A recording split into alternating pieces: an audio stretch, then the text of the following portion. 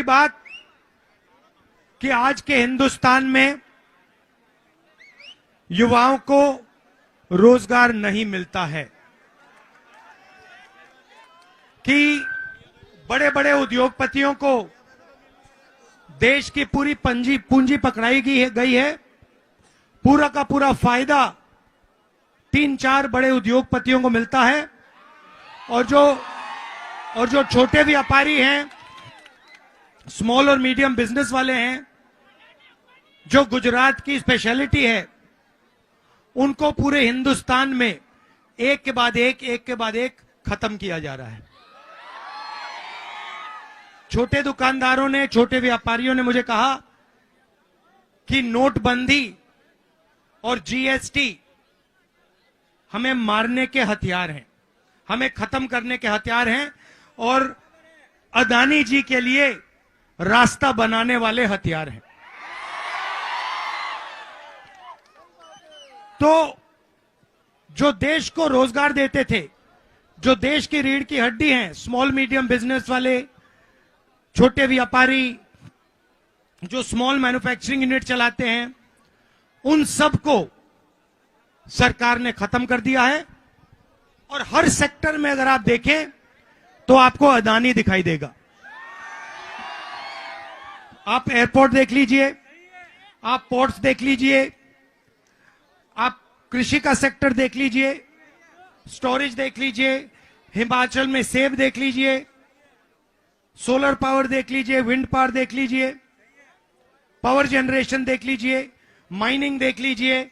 सब जगह आपको एक व्यक्ति का चेहरा दिखाई देगा। पहले क्या होता था? पहले हथियार ऑर्डिनेंस फैक्ट्री बनाती थी, राइफल्स, पिस्तौल, कारतूस, ये सब ऑर्डिनेंस फैक्ट्री बनाती थी, पब्लिक सेक्टर फैक्ट्री थी। अब क्या किया? सारे के सारे कॉन्ट्रैक्ट्स उन्हीं 2-3 लोगों को पकड़ा दिए।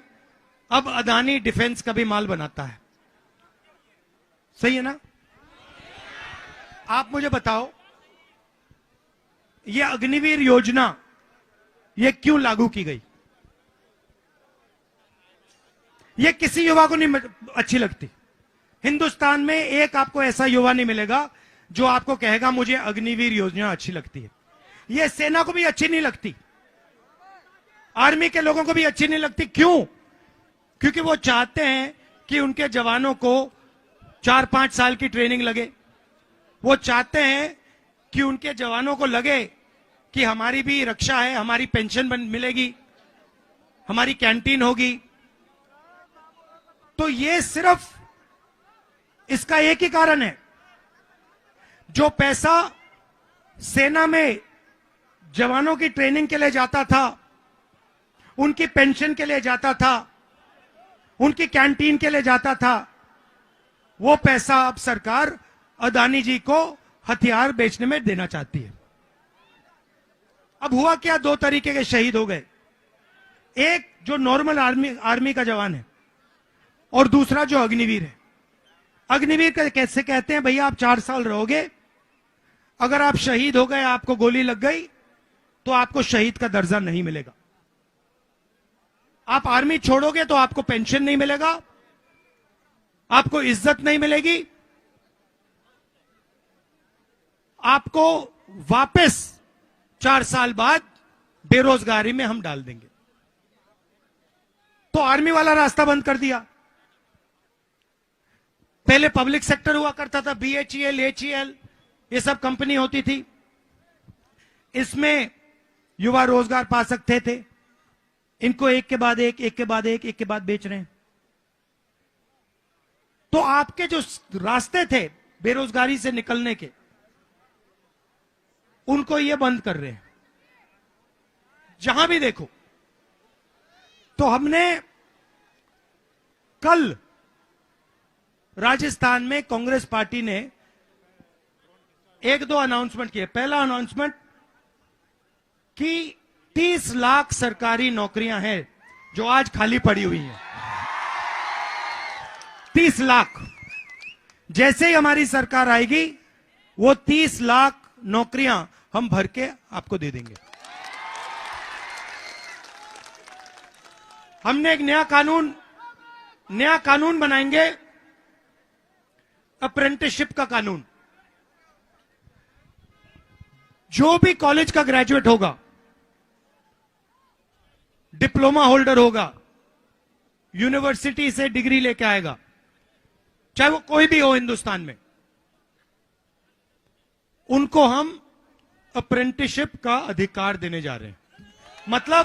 मतलब 1 साल के लिए उनको गारंटी करके पब्लिक सेक्टर में, प्राइवेट सेक्टर में 1 साल की ट्रेनिंग और नौकरी गारंटी करके उनका अधिकार बनता है। 1 साल के अंदर उनके जेब में 1 लाख रुपए हम डाल देंगे। आप देखिए, आपसे युवाओं से पेपर कराते हैं, एग्जाम कराते हैं। गरीब युवा एग्जाम करते हैं। जिस दिन आप एग्जाम भरने जाते हो, उस दिन 2-3% अमीर बच्चे अपने मोबाइल फोन पे ईमानदार बच्चों को एग्जाम दिखा देते हैं कि ये देखो तुमने पढ़ाई की, हमारे पास तो पेपर लीक हो गया। तो हम एक नया कानून लाएंगे, ये जो पेपर की आउटसोर्सिंग हो रही है, टेस्टिंग की आउटसोर्सिंग हो रही है, चेकिंग की आउटसोर्सिंग हो रही है, इसको हम बंद कर देंगे। सिर्फ सरकारी संस्थाएं